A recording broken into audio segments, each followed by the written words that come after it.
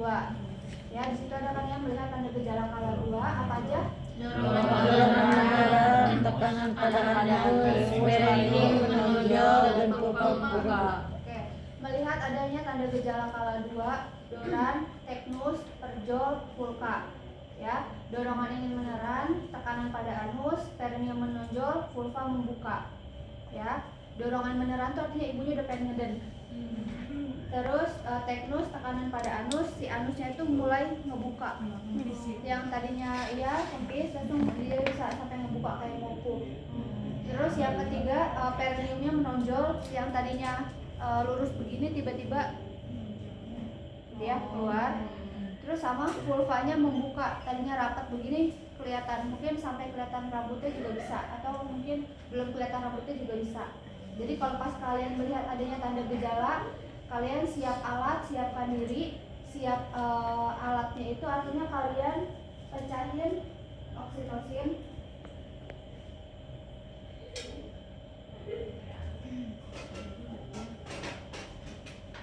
masukkan fluid 3 cc ke dalam bak instrumen tanpa menyentuh.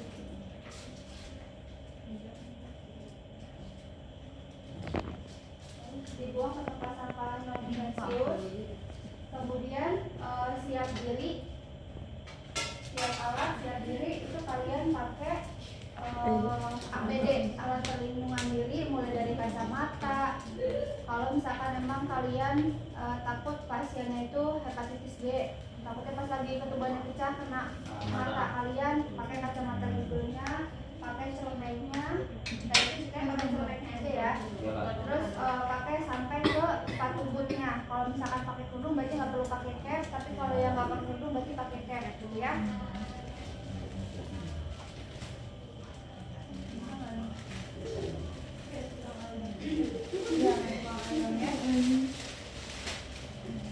Panik tuh nanti buka itu.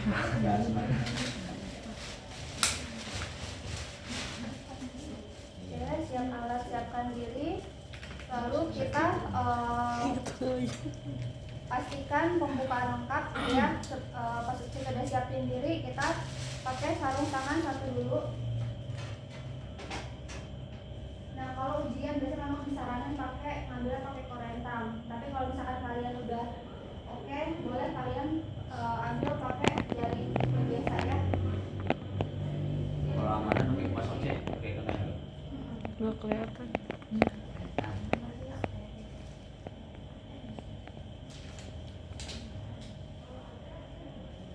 Maaf ya. Nah, ini kalian pakai sarung tangan satu dulu, baru kalian ambil siswitnya, masukin si oksitosinnya.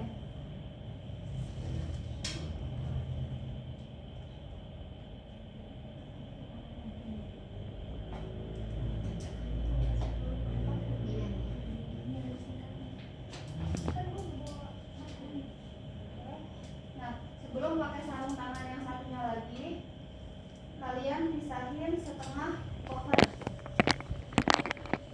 Pakai tangan yang udah pakai sarung tangan pun. Pisahin, taruh begini ya. Terus kalian deketin alat untuk vulva hygiene.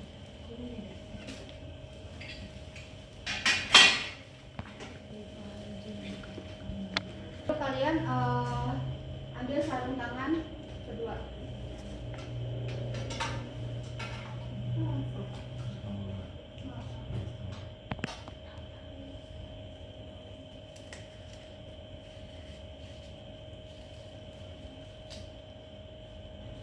Ibu, maaf saya bersihkan dulu ya Bu.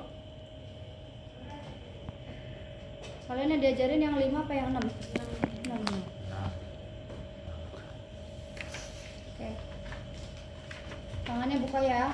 Maaf ya Bu. Labia mayora terjauh,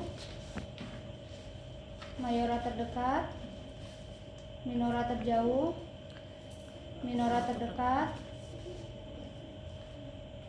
klitoris sampai vestibulum, vestibulum sampai anus. Lalu kita melakukan VT atau periksa dalam. Ibu maaf ya Bu, saya periksa dulu. Masukin dari mulai jari tengah diikuti sama jari telunjuk. Maaf ya Bu, tarik nafas. Yang disebutkan adalah vulva vagina tidak ada kelainan, porsio tidak teraba. Vulva vagina tidak ada kelainan.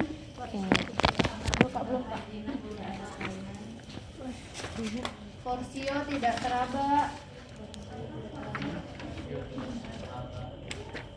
Porsio. Oh iya.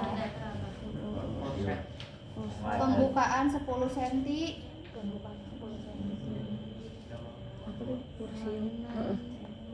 Ketuban negatif. Pembuka 10 cm ketuban negatif. Presentasi kepala. Presentasi Posisi ubun-ubun kecil di depan. Coba negatif. kepala. Posisi ubun-ubun kecil di depan. Tidak ada molase. Penurunan Hodge 3+. Tidak ada apa Kak? Penurunan Hodge 3+.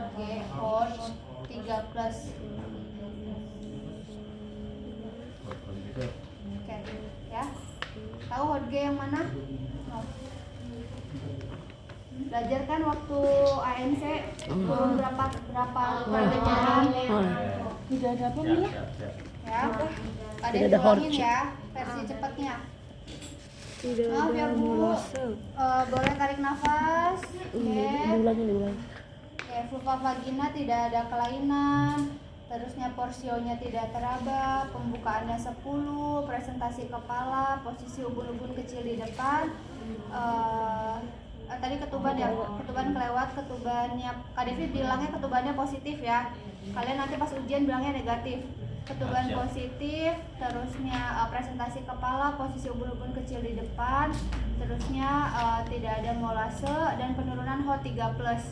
Karena pembukaannya sudah lengkap tapi ketubannya belum pecah, maka saya akan melakukan amniotomi, yaitu pemecahan ketuban. Ambil setengah pohon.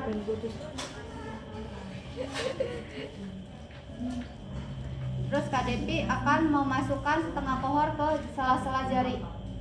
Nanti kalau mau setengah kohor, mau masukinnya, ini yang lancipnya di bagian dalam. Udah nyampe di dalam vagina, baru kita putar. Tahan, terus tangan kiri megang perut ibu. Kalau tidak ada mules, baru kita torehkan. Terus buru-buru dikeluarin lagi dengan posisi dibalik. Langsung taruh di bengkok, tangan ini nggak keluar, ini dibuka ketubannya. Melebarin ketuban sama tangannya kita nutupin ini supaya nggak muncrat. Ya, versi cepatnya. Setengah kohornya diambil, masukin setengah kohor di sela-sela jari. Cek ada mules atau enggak. Nggak ada mules, baru kita torehin. Udah, lebarin. Sambil kalian lihat ketubannya, yang normal jernih, ya. Tapi kalau misalkan pas kalian gini ketubannya hijau, berarti dia udah bercampur mekonium, bayinya udah pup di dalam. Tahu kan kalau pup anak bayi yang hijau. Nah, itu berarti kalau misalkan air ketubannya hijau, berarti dia pup di dalam. Makanya air ketubannya jadinya warna hijau, gitu ya. Nah, amniotomi itu dilakukan ketika pembukaannya udah lengkap, tapi dia ketubannya masih utuh. Maksudnya utuh tuh positif, jadi belum pecah. Jadi kalian harus pecahin, karena kalau ketubannya udah pecah, dia akan merangsang mules. Nah, kenapa nggak boleh norehinnya pas lagi dia mules? Karena kalau pas lagi mules, tahu kan cairan ketuban itu kan kayak balon diisi air. Iya. Pas lagi mules, si kepala bayi itu bisa nempel ke si balon pinggirannya. Jadi pas kalian torehin, takutnya dia kena, bisa berdarah sini. Ada nggak Kak yang kejadian? Ada. Gitu ya. Jadi pasien kalau ketika kalian norehin si setengah kohor itu nggak dalam keadaan mules. gitu ya. Setelah kalian tahu udah dipecahin ketubannya, kalian biasain bawanya begini. Kenapa begini? Karena ini banyak cairan ketuban, jadi biar nggak berceceran cairannya ya. Lepas sarung tangannya di air klorin, lalu lepas secara terbalik. Baru kalian ambil ini. Kenapa nggak dari awal megang ini? Karena rasionalnya kalian tangannya bekas ketuban. Kalau megang ini akhirnya nosokomial ya, jadi pindah kemana-mana kumannya. Oke. DJJ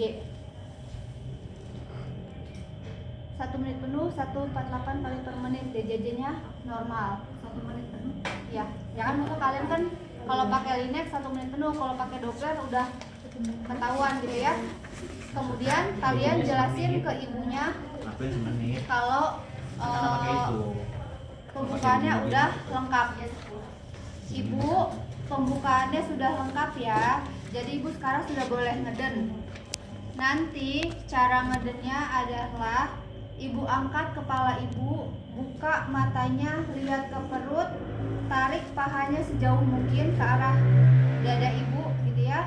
Ngeden gitu ya. Kalau misalkan nanti dia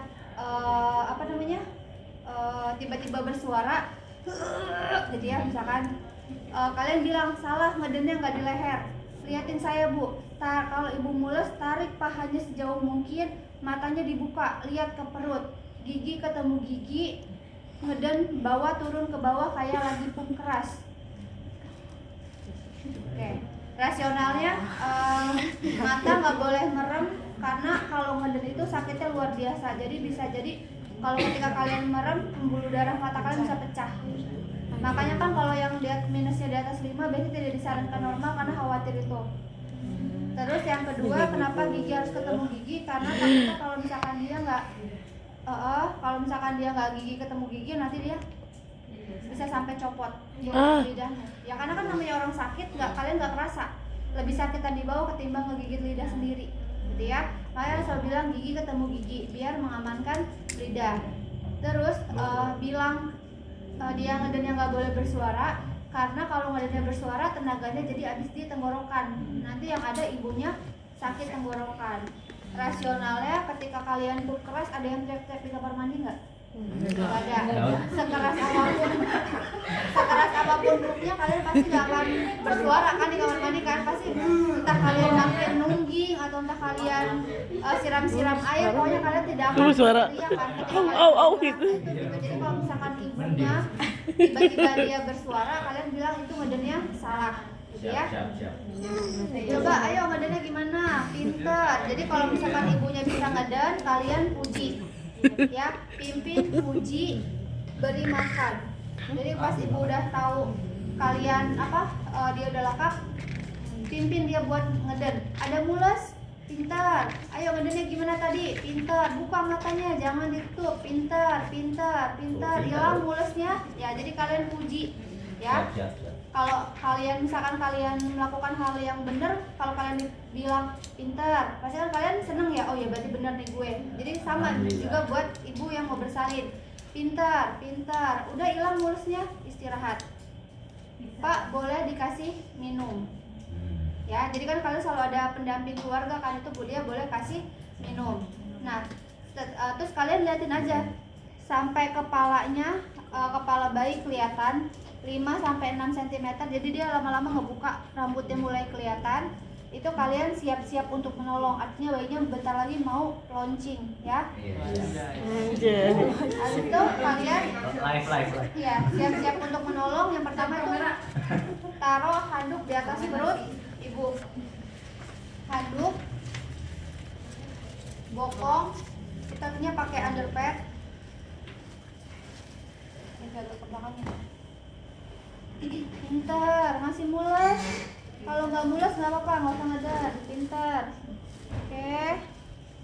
Hilang mulesnya. Oke. Handuk, bokong, buka, itu maksudnya deketin kartu setnya. Yang perlu dideketin itu kartu set. bengkok sama tempat plasenta ya, karena nggak muat. Nanti biasanya kan kalau nolong lahiran kan gas setengah gini ya.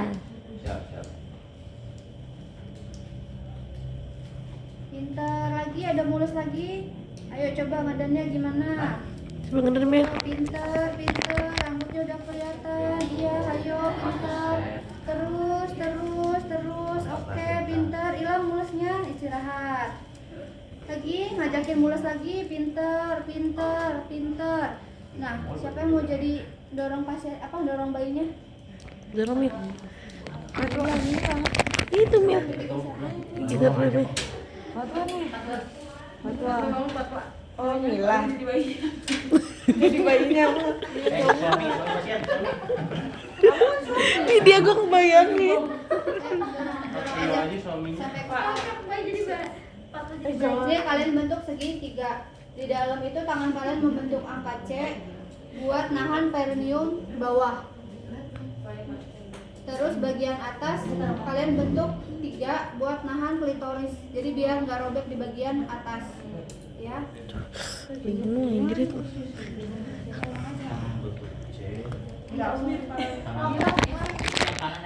Ini apa maju? Yang kanan C, yang Males kiri gua aja. ini ya. Ini bentuk C. Ya, kan ini kan pinter Bu, ayo Bu, rambutnya udah kelihatan. Ayo ngeden,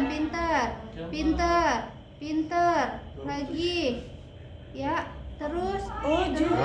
Terus. Boleh batukin? Oke. Udah. Oh, udah. Kepala dong, Kak. Tugas ibu cuma sampai ngeluarin kepala. Sisanya tugas penolong persalinan, ya. Betul. Kalau kepalanya udah keluar, kalian boleh usap.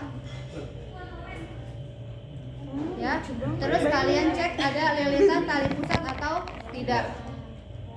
Tidak ada lilitan tali pusat, lalu tunggu putaran paksi luar. Nanti bayinya akan muter sendiri. Muter sendiri. Kan kalian tahu kan yang penurunan kepala, dia defleksi, fleksi, putaran paksi luar, putaran paksi dalam, putaran paksi luar yang itu. Nah, dia putaran paksi luar, kalian lakukan pegang kepala secara biparietal, tangan kanan di atas, tangan kiri di bawah, tarik curam ke bawah untuk melahirkan bahu depan, tarik curam ke atas untuk melahirkan bahu belakang, sangga lehernya, susurin badannya. Nah, maksudnya disusurin kalau misalkan tangannya tiba-tiba ngelipat gini, kalian sambil disusurin, dibenerin. Itu maksudnya disusurin, sangga, susur, fiksasi.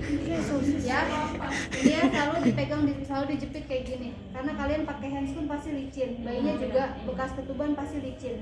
Jadi fiksasi. Ya. Lalu kalian bayinya di atas perut ibu. Ya. Taruh, segera keringkan bayi sambil melakukan Apgar skor. Ya, tahu kan? Yang disebut adalah kulit kemerahan. Bayi menangis kuat, kulit kemerahan. Gimana aja lah? Bayi menangis. Bayi menangis kuat, kulit kemerahan.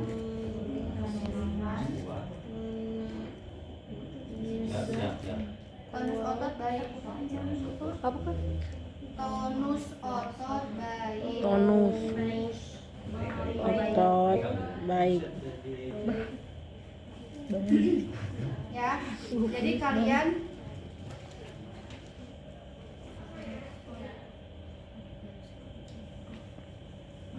kalian pas bayinya lahir langsung keluarin, keringkan sambil melakukan Apgar skor. Kulit kemerahan, bayi menangis kuat, tonus otot baik. Ya, artinya pas dia dilahirin dia nangis, langsung nangis, itu artinya nafas dia bagus. Ya, kecuali kalau pas dia keluar berarti merintih, berarti dia kelamaan di jalan lahir. Ya, kalau kulitnya kemerahan itu bagus, jadi dia tersuplai oksigen semua. Tapi kalau pas keluar kulitnya biru, sianosis, itu namanya dia kurang oksigen di dalam. ya kan. Terus tonus otot bayi, kan ada bayi yang pas lahir begini aja. Ya, jadi dia udah kelamaan di jalan lahir, dia udah capek duluan. Itu namanya itu Apgar skornya jelek.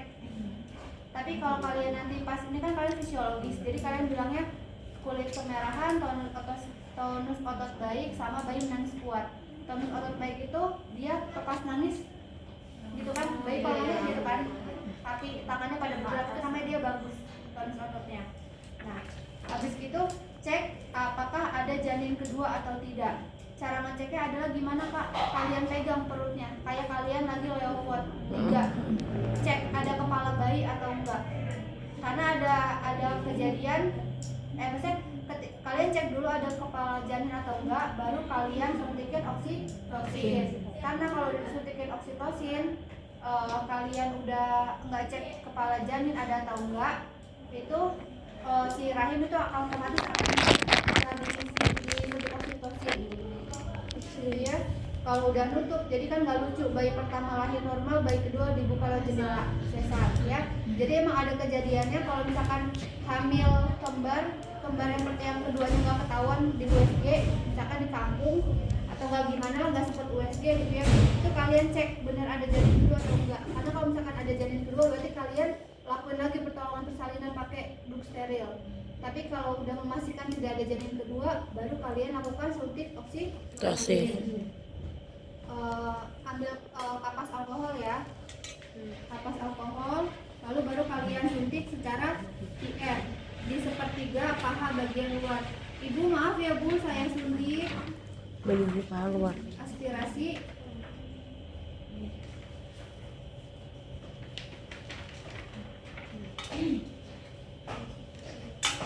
Udah kalian suntik, tunggu, baru kalian melakukan pemotongan tali pusar. Oh. Iya Ibu.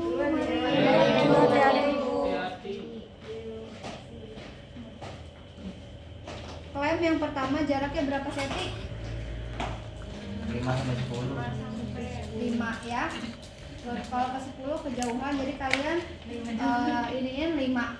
Klem pertama 5. Klem kedua 2 cm dari klem yang pertama. 2 cm. Ada kok di daftar.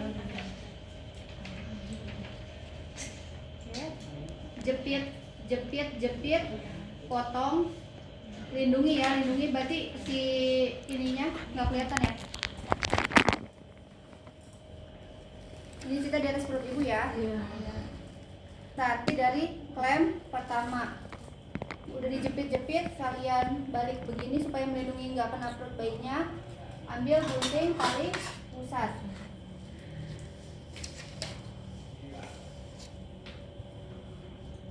Ya, nah guntingnya gini ya, jadi jangan gini, nanti posisinya begini.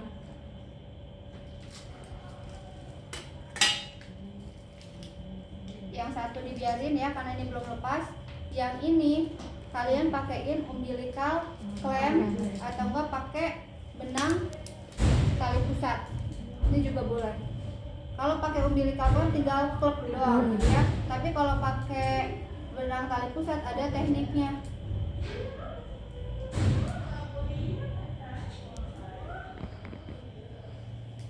Ngikatnya kayak biasa, tapi pas mau ngencengin kalian jempol ketemu jempol.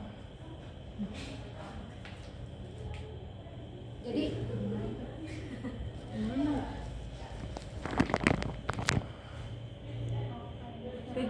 kan kalau misalkan kalian ngikat biasa kan tinggal kalian gini ya.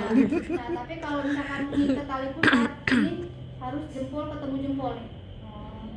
Jadi biar lebih kencang. Itu sih teknik aja. Kalau misalkan kalian gini biasanya kurang kencang. Tapi tekniknya adalah kalian jempol ketemu jempol. Habis itu udah mati, baru kalian ikat lagi. Nah, pakai klem ya udah. Terus jempol ketemu jempol lagi. Klem. Ya. Pas udah diikat mati, baru kalian lepas klemnya. Ini kan kita masih di atas perut ibu ya. Lihat apa yang selanjutnya di situ. Pakaian bayi. Bedong. Berarti kalian mesti ingat oh habis ini ganti handuk, ganti bedong, artinya dia mau IMD.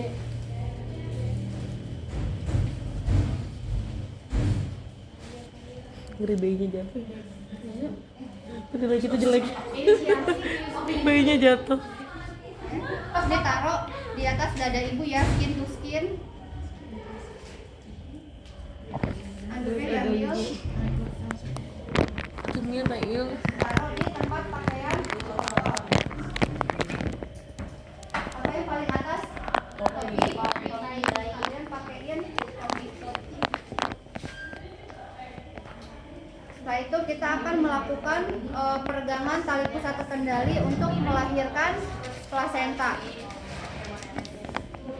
Nah, habis itu kita melahirkan plasenta, bayinya udah rapi, udah keluar, kita melahirkan plasenta dengan cara PTT, manajemen aktif skala 3, yaitu peregangan tali pusat terkendali. Jadi kita meregangkan tali pusat. Nah, ada 3 tanda pelepasan plasenta, apa aja di daftil?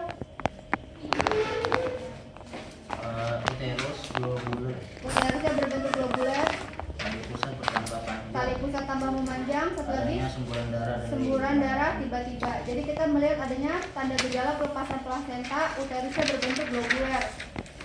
Tahu globuler kayak gimana? bulat. Bulat, ya, globe bulat ya. Jadi awalnya ini perutnya jadi apa? Gendut, tiba-tiba udah keluar bayinya kan lurus gitu ya, rata.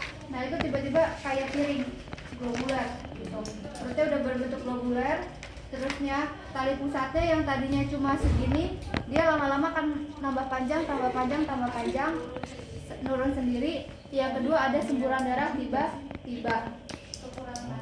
Nah, kalian melakukan peregangan tali pusat terkendali, jadi kalian tidak narik tali pusatnya, tidak mencoba mengintervensi sedikit pun.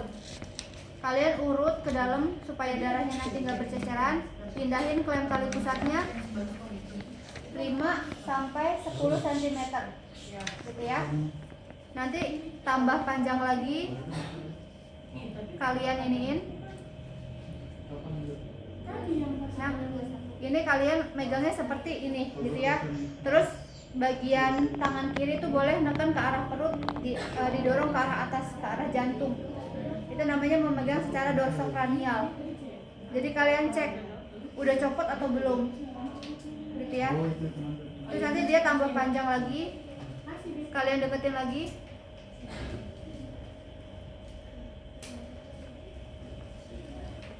PTT lagi sampai plasentanya 5 sampai 6 cm di depan vulva. Kalian lakukan melahirkan plasenta dengan cara memutar searah jarum jam. Ini ceritanya nggak boleh ditarik ya, tapi karena nggak ada yang dorong, ini kalian lakukan pemutaran searah jarum jam. Jadi nggak boleh. Nah, jadi kalian benar-benar putar sampai dia ininya tuh terpilin sendiri. Terpilin tuh dia kayak mengepang sendiri gitu, kekunci sendiri. Putar sampai lepas utuh. Baru kalian taruh di tempat plasenta. Ini lahir. Itu sama krem-krem atau apa? Ya, nanti kalian lepas. Ini lahir, baru kalian masase. Ya, selama 15 detik udah masase, baru kalian cek kelengkapan plasenta.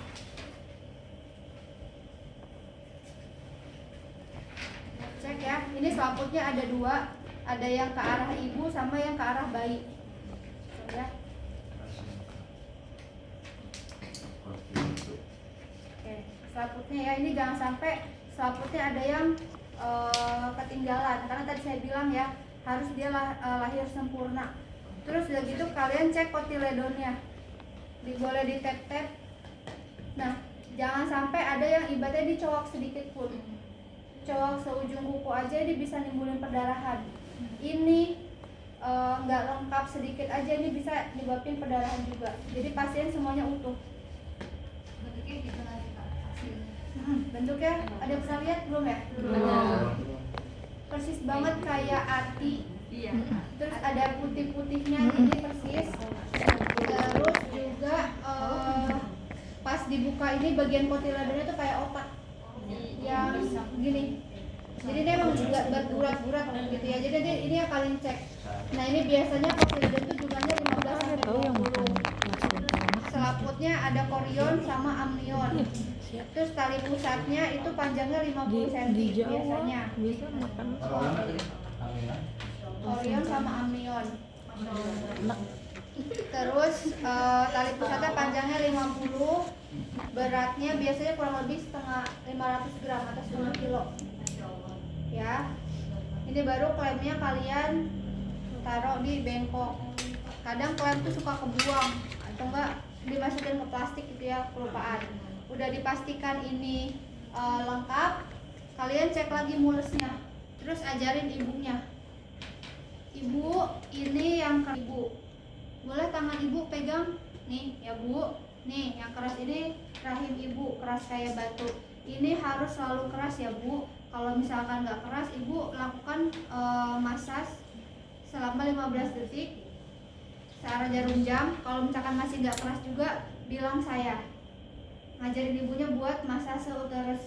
Udah kayak gitu kalian kemudian cek perdarahannya.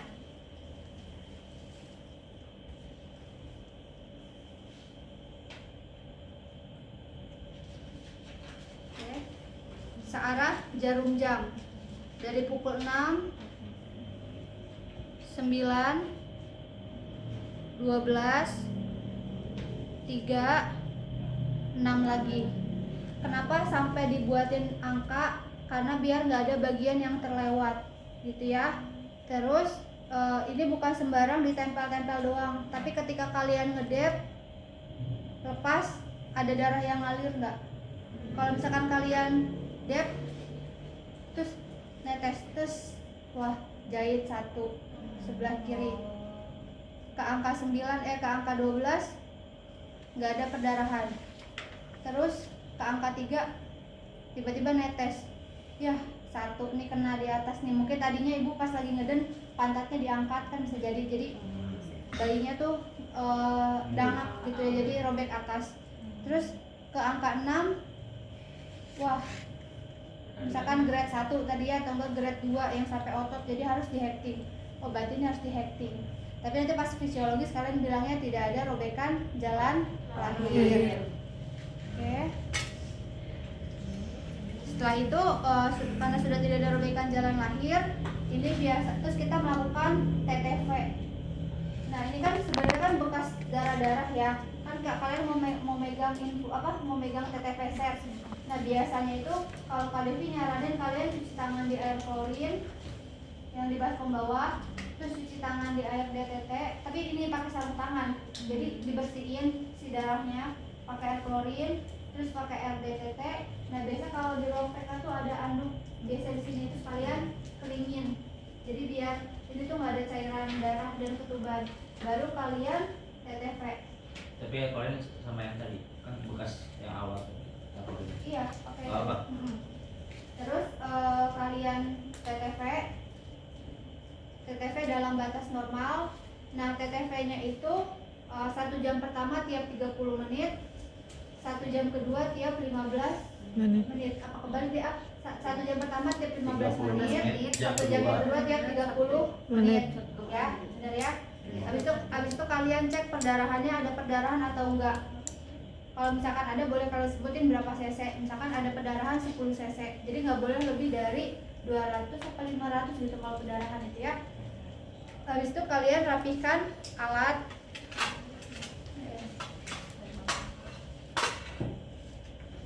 Tahan dulu ya.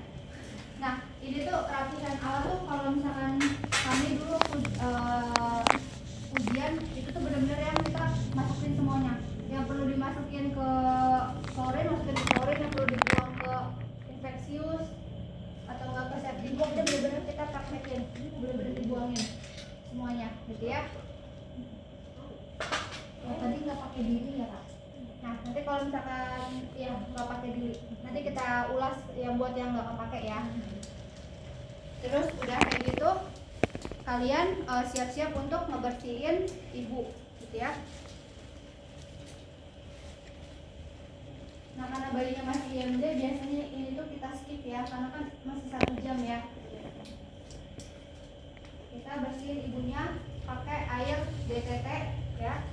nggak yang di bawah, jadi ada air lagi gitu ya. Sambil ini kita lipat gini biasanya. Kan ini tadi banyak darahnya ya, tapi nggak langsung ditarik. Oke. Boleh diangkat ibu pantatnya. Oke. Terus kita pakaiin celana dalam. Oke. Maaf bu, sambil diangkat pantatnya. Itu pembalutan Pak. Udah langsung, makanya pas ujian langsung aja ya, langsung ditempel.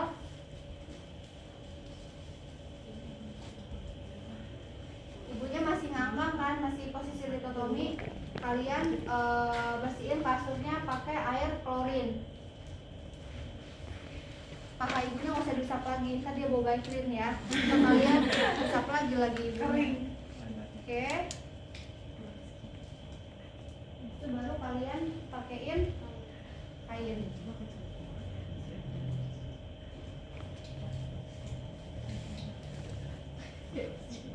Oke, kalau pakaiannya basah boleh kalian ganti pakaiannya, kalau enggak ya udah. Terus kalian buka sarung tangan.